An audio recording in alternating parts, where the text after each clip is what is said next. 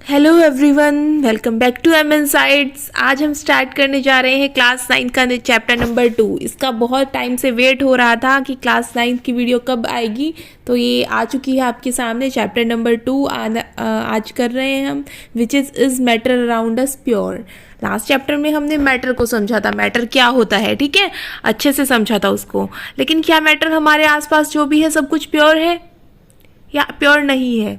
और प्योर है तो फिर हम कैसे उसको आइडेंटिफाई करें कि प्योर है? प्योर का से मतलब क्या होता है हमारा, ये इस चैप्टर में समझेंगे। क्या हम डेली लाइफ में जो वर्ड यूज़ करते हैं प्योर के लिए वही यहाँ पर मतलब है, सब कुछ समझने वाले हैं। तो चलिए स्टार्ट करते हैं, एक एक करके चीज़ों को समझेंगे और क्या क्या पढ़ने वाले हैं पहले ये देख लेते हैं, ठीक है। सबसे पहले हम देखेंगे क्लासिफिकेशन ऑफ मैटर। मैटर को कैसे क्लासीफाई करें, हम कैसे उसका क्लासिफिकेशन करें, कैसे उसको ग्रुप्स में डिवाइड करें, ठीक है, कैसे उसको भागों में बांटें। फिर देखेंगे प्योर सब्सटेंसेस और मिक्सचर ये होते क्या है, ठीक है।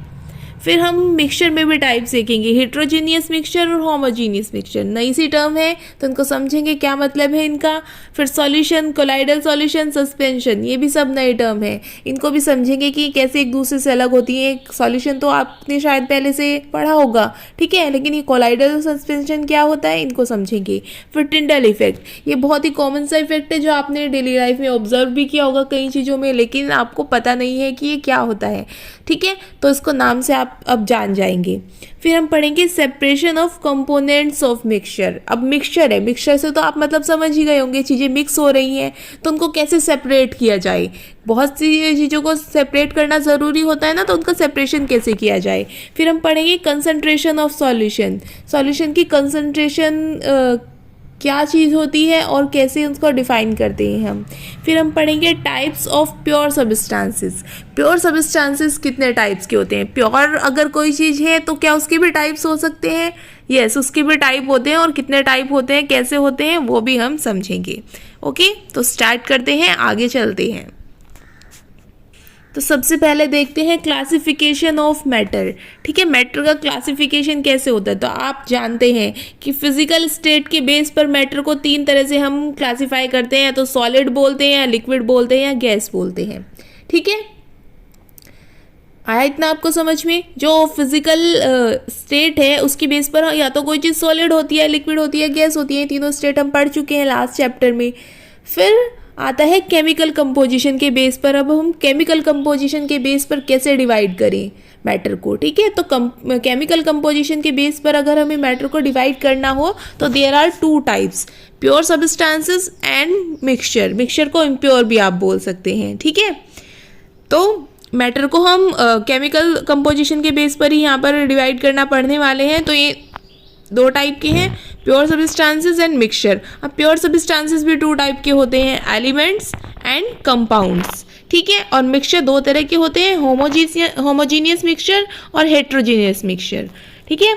तो ये आप ध्यान रखिएगा और एक एक करके इनको हम अच्छे से समझेंगे, आपको टेंशन लेने की कोई ज़रूरत नहीं है। सारी चीज़ों को हम बहुत ही अच्छे से इस चैप्टर में समझने वाले हैं, सब टाइप्स को भी समझेंगे। बस आप अभी इतना जान लीजिए, मैटर को हम 2 तरह से क्लासीफाई करते हैं, on the basis of chemical composition, pure substances और मिक्सचर, ठीक है। प्योर सब्सटेंसेस के बारे में पढ़ेंगे और मिक्सचर के बारे में पढ़ेंगे अभी हम, ठीक है। फिर आगे चल के इनके क्लासिफिकेशन के बारे में भी पढ़ लेंगे। तो देखते हैं प्योर सब्सटेंसेस और मिक्सचर ये क्या होते हैं, ठीक है। कब किसी को हम प्योर सब्सटेंस बोलेंगे और कब मिक्सचर बोलेंगे। तो प्योर सब्सटेंस कब बोला जाता है किसी भी चीज़ को? अगर उसमें सिंगल टाइप ऑफ सब्सटेंसेस ही हो, ठीक है, या तो एक ही तरह के एलिमेंट हो या एक ही तरह के कंपाउंड हो, तो उसको हम प्योर सब्सटेंसेस बोलेंगे। जैसे आयरन, आयरन का फॉर्मूला आपको पता होगा, क्या होता है आयरन का फॉर्मूला? Fe। तो जब आयरन होगा आपके पास तो सिर्फ Fe होगा, ठीक है, आयरन ही आयरन होगा, उसमें और कुछ मिक्स नहीं होगा, तो वो प्योर हुआ। इसी तरह से कॉपर, ये भी प्योर हुआ, ठीक है। हाइड्रोजन, ये भी प्योर है। हाइड्रोजन आपको पता है, हाइड्रोजन का सिंबल क्या होता है? हाइड्रोजन का सिंबल होता है H, ठीक है, और ये H2 की फॉर्म में होता है, तो यहाँ पे सिर्फ हाइड्रोजन ही है, ठीक है। इसी तरह से ऑक्सीजन, वाटर। अब वाटर में हमारे पास में 2 चीज़ें आ जाती हैं, यहाँ पर H2O होता है वाटर का फॉर्मूला, आपको पता होगा। तो हाइड्रोजन है और ऑक्सीजन है, ठीक है, लेकिन ये मिलकर एक कंपाउंड बना रहे हैं, तो ये भी क्या है, अपने आप में प्योर सब्सटेंस में काउंट होगा। शुगर, ये भी प्योर है। कॉमन सॉल्ट, ये भी प्योर है। ये सभी चीज़ें प्योर हैं, ठीक है। अब मिक्सचर क्या होता है? मिक्सचर वो सब्सटेंस होता है जिसमें 2 और मोर प्योर सब्सटेंसेस मिक्स होते हैं। सिंपल चीज़ है, ठीक है। प्योर सब्सटेंसेस को आप मिक्स कर दीजिए आपस में तो मिक्सचर बन जाएगा, ठीक है। जैसे आप नमकीन का मिक्सचर खाते हैं, ठीक है, उसमें क्या होता है, अलग अलग टाइप की नमकीन होती है, वो मिक्स होती है तो उसको हम मिक्सचर बोल देते हैं। तो कोई भी चीज़ आप मिला दीजिए आपस में तो प्योर सब्सटेंसेस को मिलाएंगे आपस में तो मिक्सचर बन जाएगा, ठीक है। जैसे आपने हाइड्रोजन और ऑक्सीजन को आपस में मिला दिया, गैसेस को मिला दिया, जैसे एयर में प्रेजेंट होती है कई सारी गैसेस, तो एयर क्या हुआ, गैसेस का मिक्सचर हुआ। इसी तरह से वाटर में आपने शुगर को ऐड कर दिया तो वाटर और शुगर का सॉल्यूशन बन जाएगा, तो वो भी अपने आप में एक मिक्सचर हुआ। तो मिक्सचर में हम क्या करते हैं, प्योर सब्सटेंसेस को मिक्स कर देते हैं तो मिक्सचर बन जाता है। तो इसका एग्जांपल क्या है, सी वाटर। अब आपको पता है सी वाटर में क्या क्या होता है, वाटर तो होता ही है, साथ में हमें पता है सी वाटर से हमें सॉल्ट मिलता है, तो सॉल्ट भी सी वाटर में होता है। इसी तरह के अलग अलग सॉल्ट्स होते हैं, मिनरल्स होते हैं, ठीक है। और जो मिनरल्स होते हैं उसमें भी मिक्सचर होता है। सॉइल है, हमें पता है सॉइल में अलग अलग कंपोनेंट्स होते हैं, सॉइल में एयर भी प्रेजेंट होती है, सॉइल में बहुत सारी चीज़ें प्रेजेंट होती है। एयर का मैंने आपको बता ही दिया, अलग अलग गैसेस प्रेजेंट होती है, हमें पता है हाइड्रोजन प्रेजेंट है, नाइट्रोजन प्रेजेंट है, ऑक्सीजन प्रेजेंट है, ठीक है। सैंड एंड सॉल्ट, इनको अगर मिक्स कर दें सैंड एंड सॉल्ट को तो वो भी एक मिक्सचर बन जाएगा। शुगर को वाटर में मिक्स कर दे तो वो भी मिक्सचर बन जाएगा, सॉल्ट को वाटर में मिक्स कर दे तो वो भी मिक्सचर बन जाएगा, ठीक है। ऐसी चीज़ों को मिक्स कर देंगे तो मिक्सचर बन जाएगा, ठीक। अब अगर आपसे डिफरेंस पूछ लिया जाए, ये क्वेश्चन आ जाता है एग्जाम में, तो आप कैसे डिफाइन करेंगे प्योर सब्सटेंसेस और मिक्सचर को, कैसे आप डिफ्रेंशिएट करेंगे, ठीक है। तो सबसे पहले पॉइंट आप लोग क्या लिखेंगे, जो प्योर सब्सटेंसेस होते हैं वो सिंगल टाइप ऑफ सब्सटेंस से मिलकर बने होते हैं, जबकि मिक्सचर में 2 या 2 से ज़्यादा सब्सटेंसेस होते हैं।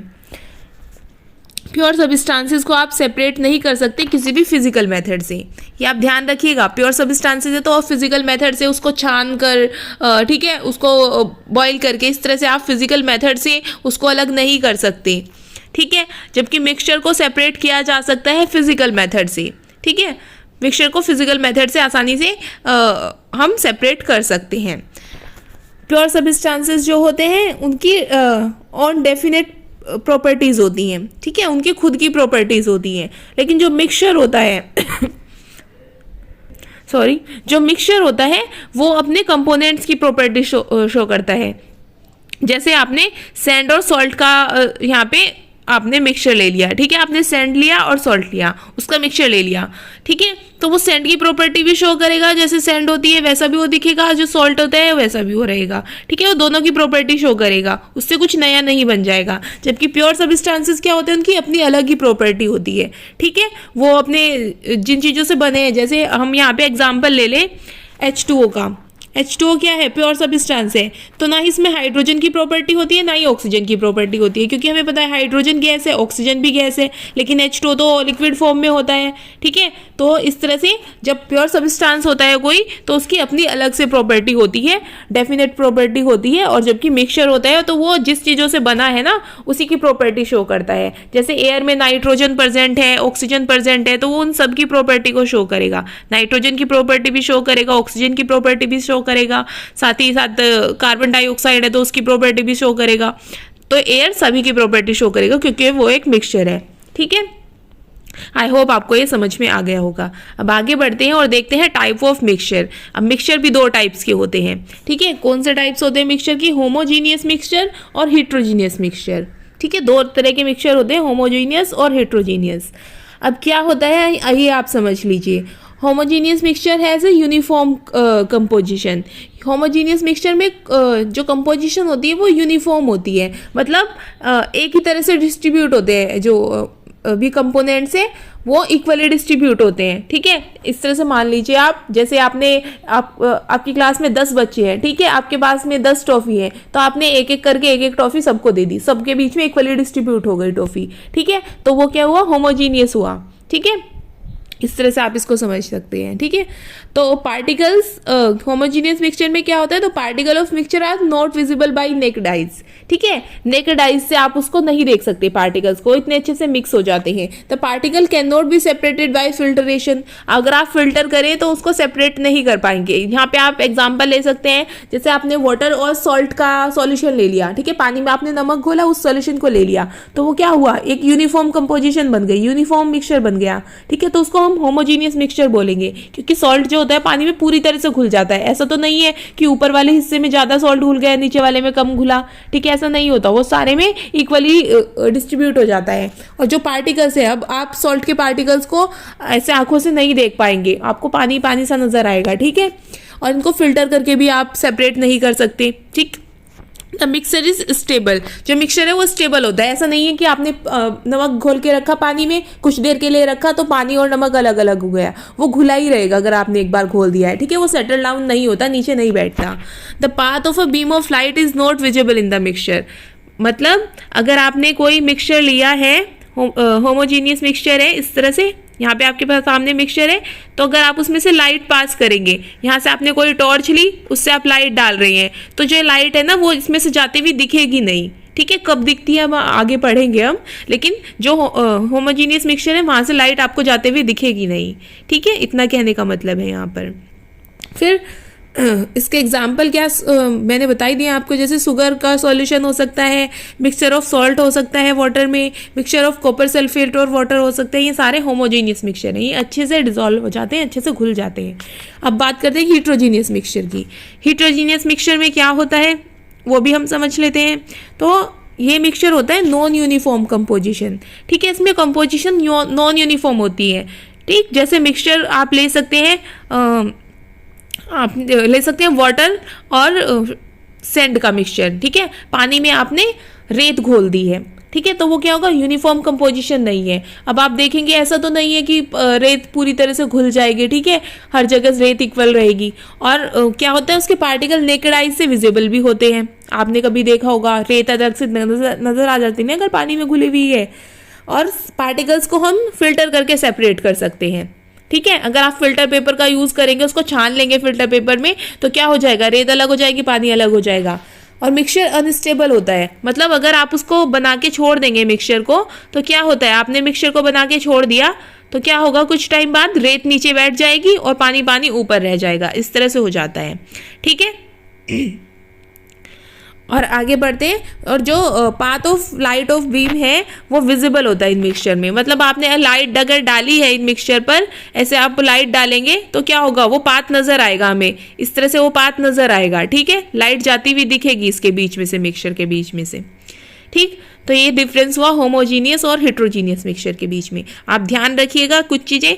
सबसे पहली चीज़ तो होमोजीनियस यूनिफॉर्म कंपोजिशन होती है, एग्जाम्पल से याद रखेंगे तो आपको याद रहेगा, जैसे mixture of sugar in water, mixture of salt in water, ठीक है, होमोजीनियस एकदम कंपोजिशन है।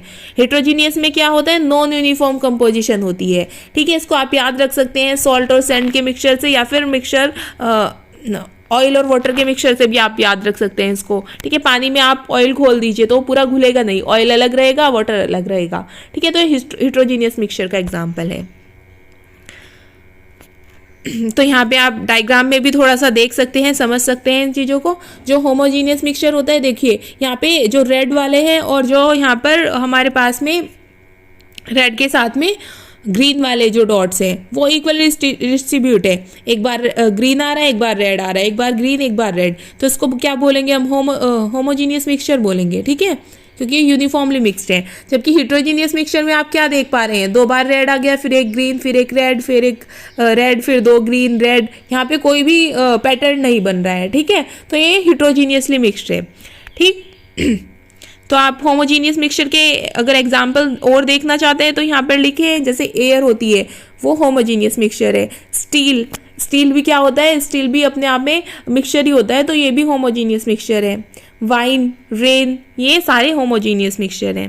हेट्रोजीनियस मिक्सचर क्या है, आइस वाटर, ठीक है, आपने वाटर में आइस डाल दिया तो वो हेट्रोजीनियस मिक्सचर हो गया, वो पूरा तरह से मिक्स नहीं हुआ, ठीक है। सीरियल इन मिल्क में आपने सीरियल्स डाल दिए तो वो भी अपने आप में हेट्रोजीनियस मिक्सचर है। सॉइल भी हेट्रोजीनियस मिक्सचर है।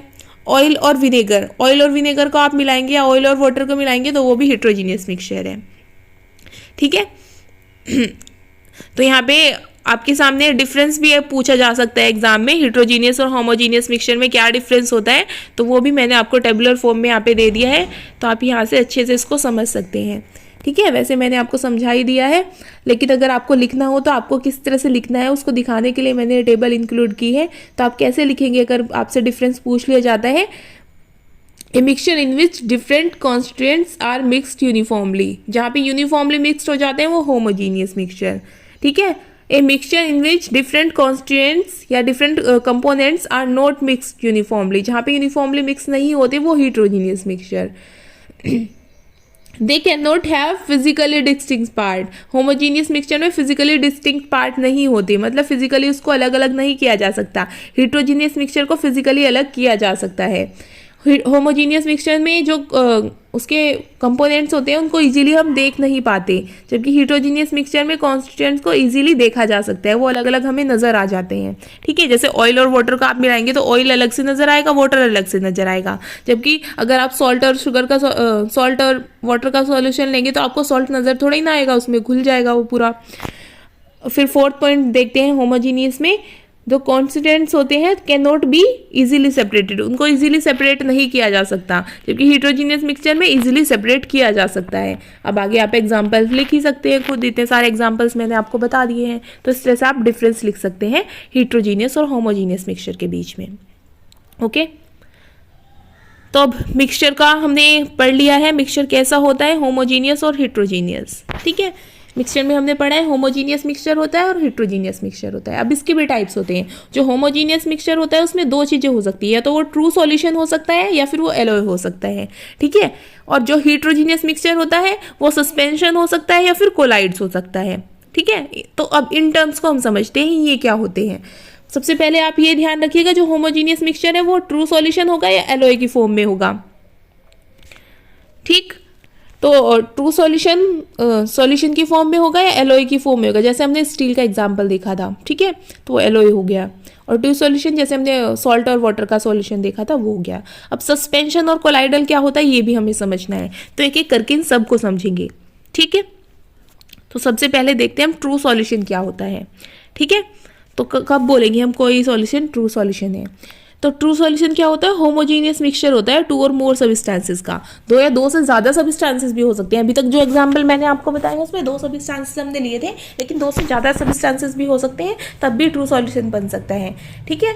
इसमें क्या होता है, solution has a solvent and solute, इसमें सॉल्यूशन में सॉल्वेंट और सॉल्यूट होते हैं इसके कंपोनेंट्स, मतलब सॉल्वेंट और सॉल्यूट को मिलाकर क्या बनता है, सॉल्यूशन बनता है, ठीक है।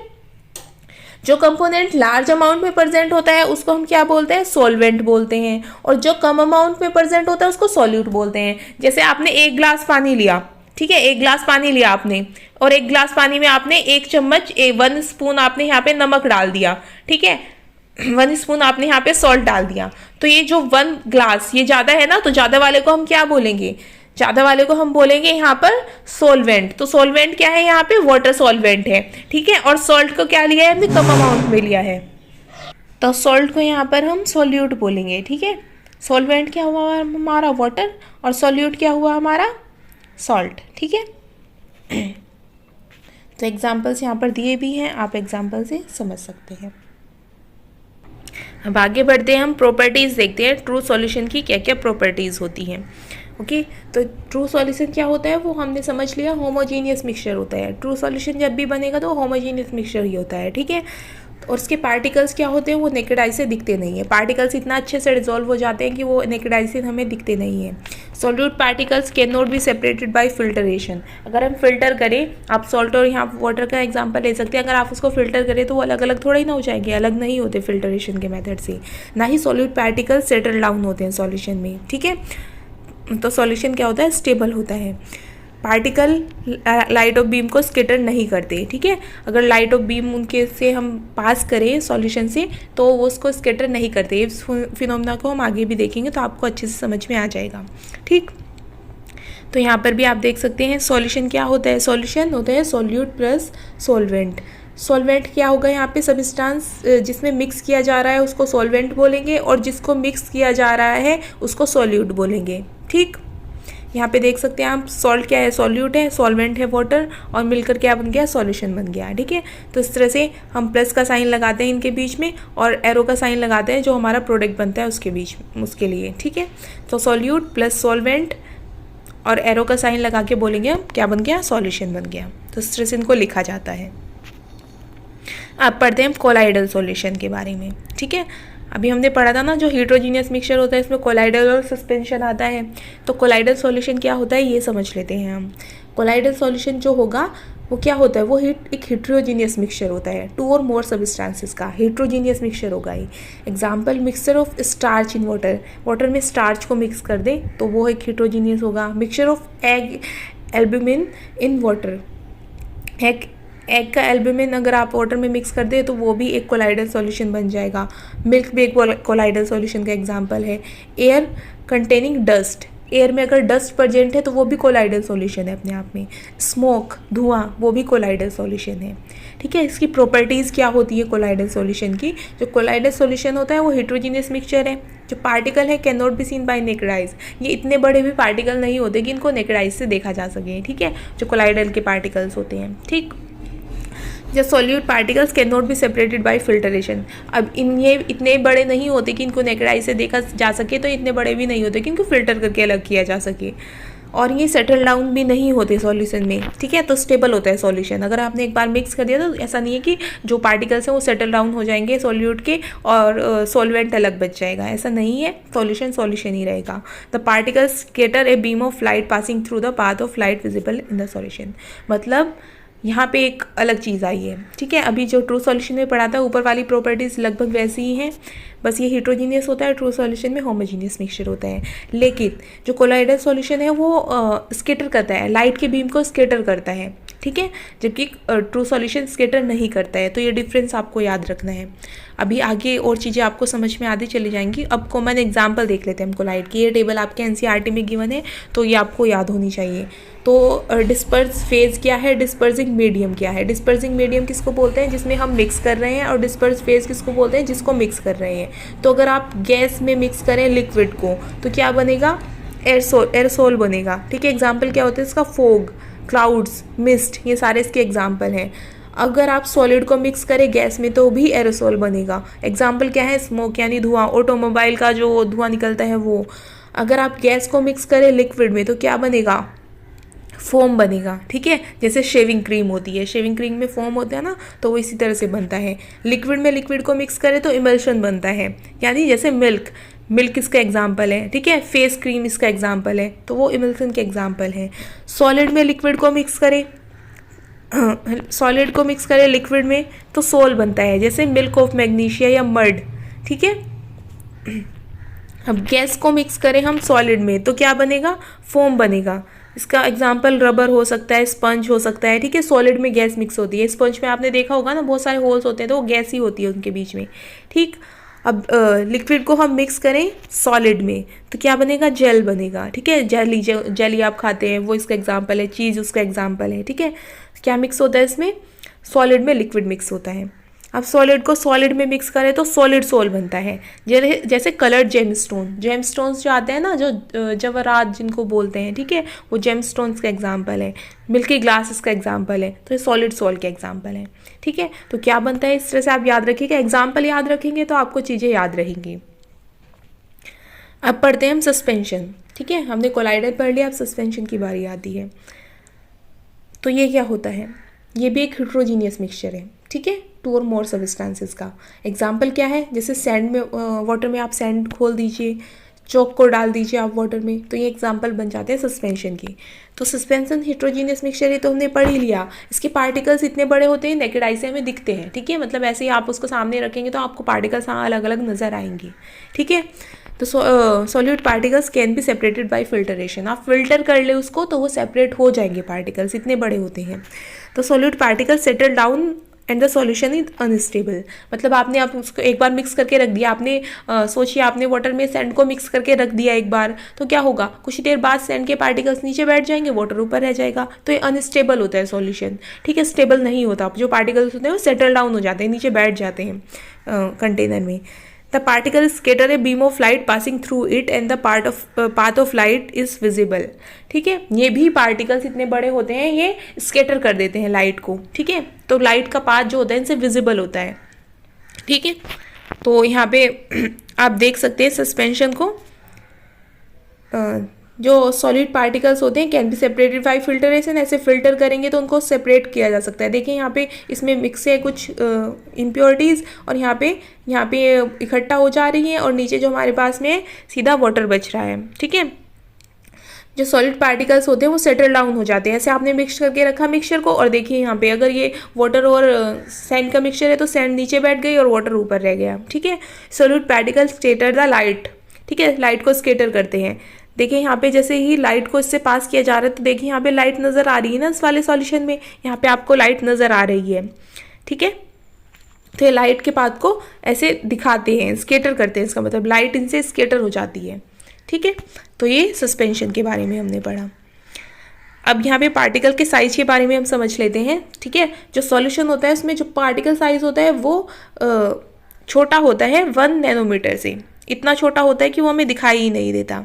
ठीक है, सॉल्यूशन की बात कर रहे हैं। और जो कोलाइड होता है उसमें पार्टिकल का साइज 1 नैनोमीटर से 1000 नैनोमीटर के बीच होता है। तो इस तरह के पार्टिकल्स होते हैं, वो भी नेकेड आई से तो हमें दिखाई नहीं देते। ठीक है, और पार्टिकल साइज बड़ा होता है 1000 नैनोमीटर से सस्पेंशन में, तो वो पार्टिकल्स हमें नेकेड आई से ईजिली नज़र आते हैं। ठीक, तो इस तरह से ये डिफरेंस आप समझ सकते हैं सॉल्यूशन, कोलाइड और सस्पेंशन के बीच में। इनके बीच में डिफरेंस भी एग्जाम में आपसे पूछा जा सकता है, तो आप इनकी प्रॉपर्टी के बेस पे उनको लिख सकते हैं डिफरेंस को। ठीक है, अब पढ़ते हैं हम टिंडल इफेक्ट क्या होता है।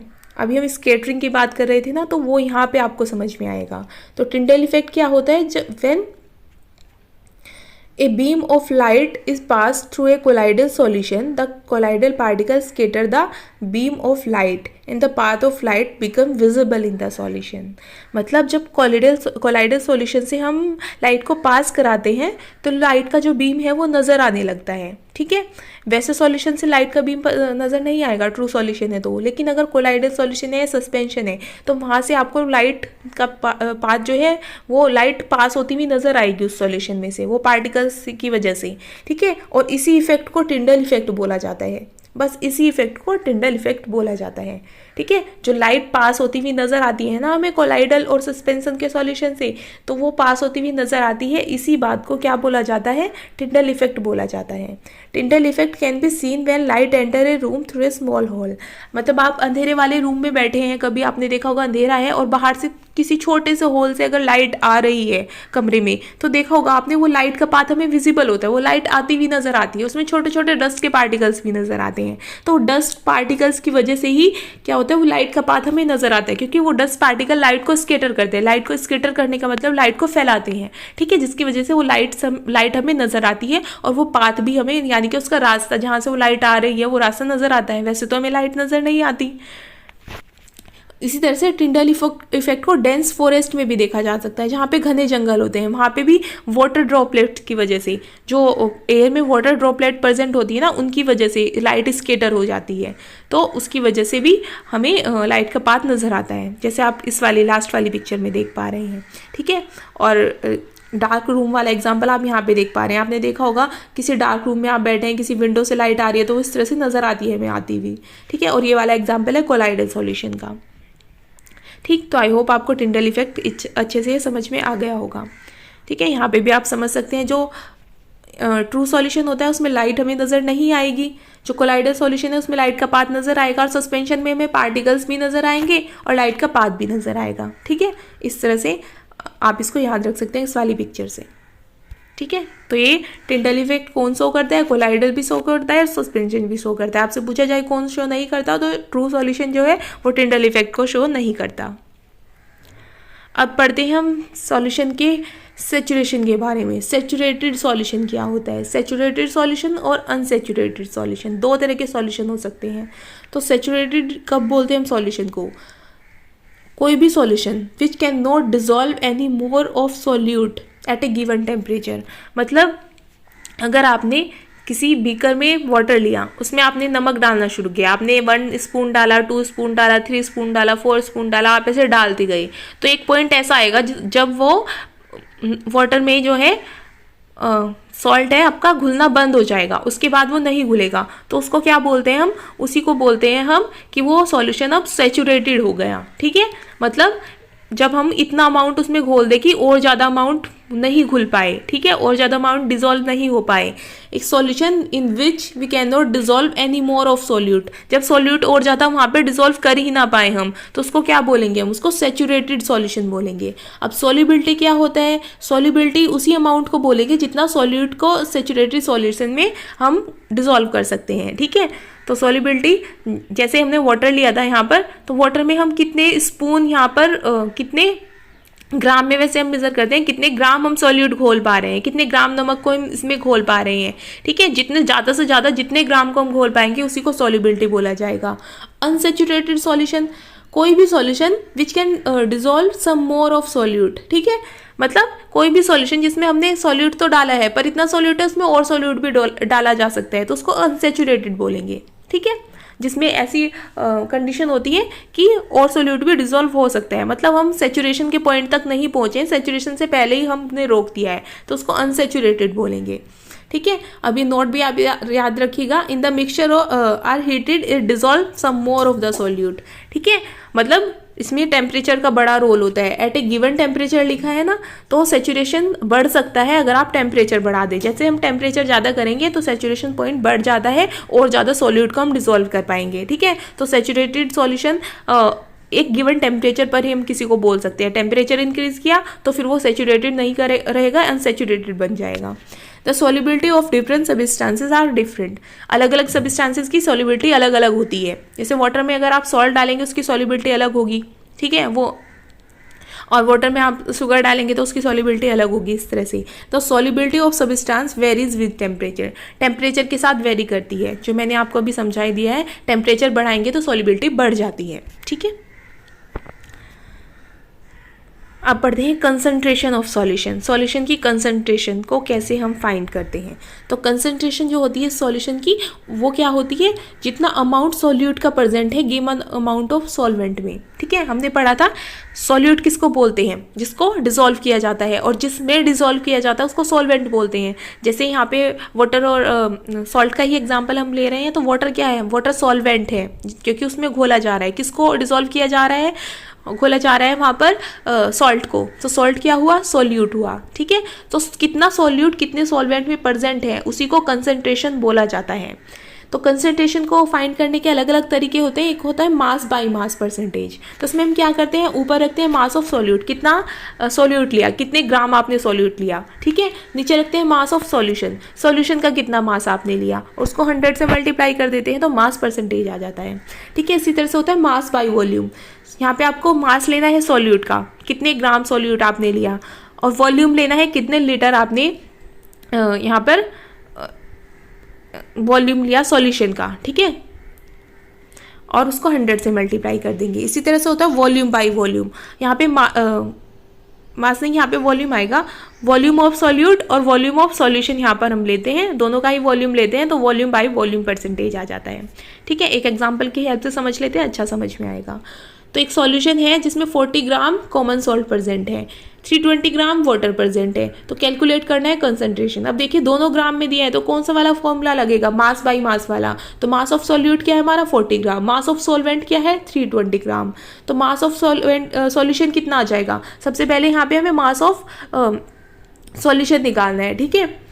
तो मास ऑफ सॉल्यूशन क्या होगा, जितना मास हमारा सॉल्वेंट का था वो लेंगे हम, जितना मास सॉल्यूट का था वो लेंगे, दोनों को ऐड करके देंगे तो मास ऑफ सॉल्यूशन आ जाएगा, ठीक है। अब मास परसेंटेज क्या होता है, mass of solute upon mass of solution. Mass of solute कितना गिवन था 40 ग्राम, वो रख दिया हमने, और मास ऑफ सॉल्यूशन कितना निकाला हमने 360 ग्राम, वो रख दिया, ठीक है, इंटू 100 कर देंगे तो 11.1% हमारे पास क्या आ जाएगा, मास परसेंटेज, ठीक है। तो ये कंसंट्रेशन आ जाएगी हमारे पास में।